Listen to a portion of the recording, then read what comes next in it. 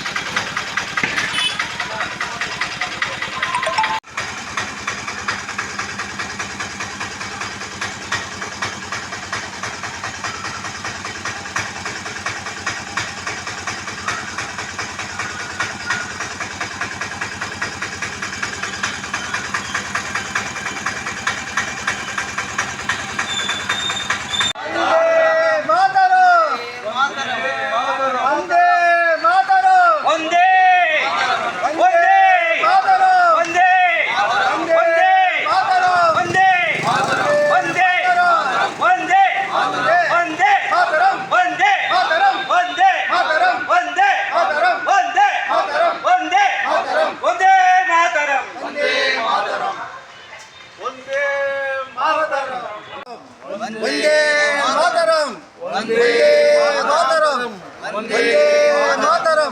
Vande Mataram, Vande Mataram, Vande Mataram, Vande Mataram, Vande Mataram, Vande Mataram, Vande Mataram, Vande Mataram, Vande Mataram, Vande Mataram, Vande Mataram. Okay వందే మాట మాట్లాడేస్తాను.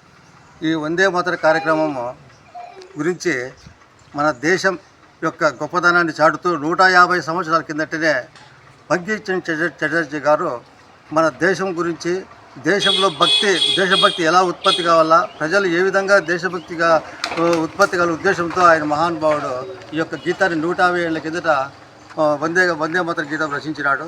ఈ గీతము యొక్క ఆలాపనలో దేశం మొత్తం కాశ్మీర్ నుంచి కన్యాకుమారి వరకు కూడా ఈ గీతం ఆలపించి దేశభక్తి ప్రతి ఒక్కరిలో రూపొందింది. ఈ పాట విన్నప్పుడల్లా మన నరాలు, మన శరీరం అంతా పులకించిపోతుంది. ఇది దేశభక్తి యొక్క మహత్తరమైన గీతము. ఈ గీతము మనం ఈరోజు అందరూ కలిసి మన ఆదర్శ పార్క్ దగ్గర పాడాలనే నిశ్చయంతో ఈ యొక్క ప్రోగ్రాం నిర్ణయించడమైనది. ఇప్పుడు పాట ప్రారంభిస్తాం. వందే మాతరం, వందే మాతరం, వందే మాతరం, వందే మాతరం, సుజలాం సుఫలాం మలయజ శీతలాం సస్యశ్యామలాం మాతరం, వందే మాతరం, శుభ్రజ్యోత్స్నా పులకితయామినీ పుల్లకుసుమితమధురశోభినీ సుహాసిని సుమధురభాషిని సుధామరదం వందే మాతరం, వందే మాతరం. జై హింద్, జై హింద్.